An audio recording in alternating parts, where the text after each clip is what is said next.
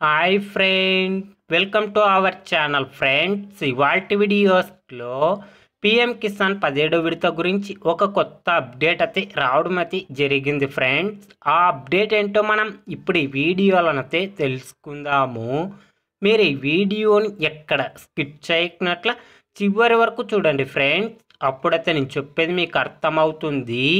అలాగే వీడియో నచ్చితే ఒక లైక్ చేసి ఇంతవరకు మన ఛానల్ సబ్స్క్రైబ్ చేయని వాళ్ళు వెంటనే సబ్స్క్రైబ్ అయితే చేయండి ఫ్రెండ్స్. కేంద్ర ప్రభుత్వం రైతులకు శుభవార్త చెప్పడం అయితే జరిగింది. నరేంద్ర మోదీ మూడోసారి ప్రమాణ స్వీకారం చేసిన అనంతరం పిఎం కిసాన్ నిధుల విడుదలకు సంబంధించి తొలి సంతకం చేశారు. దేశవ్యాప్తంగా అన్నదాతల ఖాతాల్లోకి 20,000 కోట్ల విడుదల చేశారు.